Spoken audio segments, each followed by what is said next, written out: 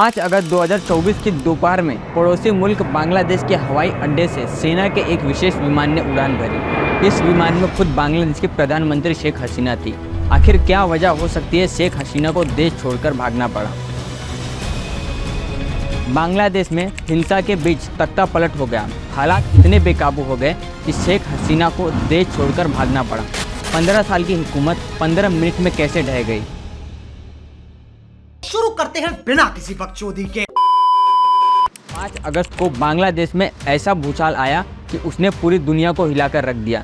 26 मार्च 1971 में जब पाकिस्तान से अलग होकर एक देश बना जिसका नाम बांग्लादेश रखा गया। आज 53 साल बाद बांग्लादेश में ऐसा पहली बार हुआ है कि केवल 3 छात्रों की वजह से शेख हसीना को केवल इस्तीफा नहीं बल्कि देश छोड़कर भागना पड़ा। आखिर क्या मजबूरी है? अब सवाल ये उठता है कि कौन है ये 3 छात्र और वो ऐसा क्यों कर रहे हैं? बांग्लादेश इस समय आरक्षण की वजह से हिंसा के आग में झुलस रहा है और इसका कनेक्शन जुड़ा है 1971 के युद्ध से। साल 1971 में जब बांग्लादेश पाकिस्तान से आज़ाद होने के लिए संघर्ष कर रहा था, तब बांग्लादेश में भारत के नेतृत्व में एक सेना बनाई गई जिसका नाम था मुक्ति वाहिनी सेना।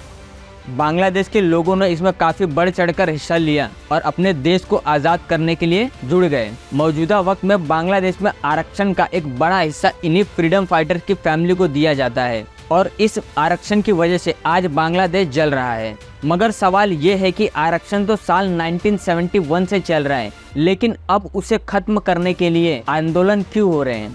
दरअसल बांग्लादेश में जैसे आंदोलन अब भी हो रहे हैं वैसे ही सेम 2018 में हुए थे, जिसके दबाव में आरक्षण तो 2018 में ही खत्म कर दिया गया था। लेकिन इसी साल 5 जून को बांग्लादेश के हाई कोर्ट ने आरक्षण फिर से शुरू कर दिया। 21 जुलाई 2024 को वहां की सुप्रीम कोर्ट ने हाई कोर्ट के फैसले को बदलाव करते हुए आरक्षण को 56% से कम करके 7% कर दिया है।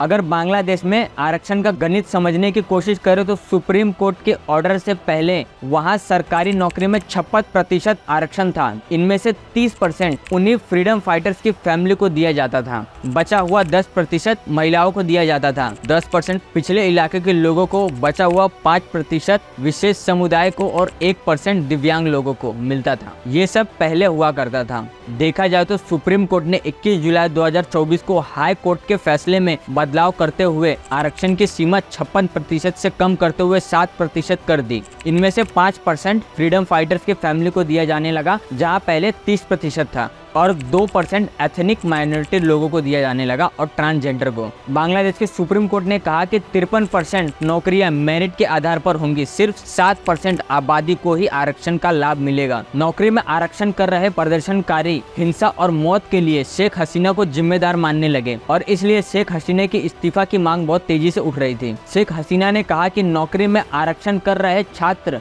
शामिल नहीं थे, बल्कि जो शामिल थे वो आतंकवादी थे और इस्लामिक पार्टी और मुख्य विपक्षी दल बांग्लादेश नेशनलिस्ट पार्टी को जिम्मेदार बताया। जो लोग हिंसा कर रहे हैं वो छात्र नहीं बल्कि टेररिस्ट है। फिलहाल शेख हसीना के इस्तीफे के बाद हालात इतने खराब हो गए हैं कि देश में कर्फ्यू लगा दिया गया है। बाजार बंद है, बैंक, स्कूल, कॉलेजेस पे ताले लग चुके हैं। शेख हसीना देश छोड़कर जा चुकी हैं और अभी वो भारत में हैं। अब देखते हैं शेख हसीना कब तक आएंगी और क्या हालात बांग्लादेश के सुधर पाएंगे। अगर आपको वीडियो अच्छा लगा तो प्लीज़ कमेंट में बताएं और हमें किस टॉपिक पर अगला वीडियो बनाना चाहिए वो भी कमेंट में बताएं। Thank you for watching.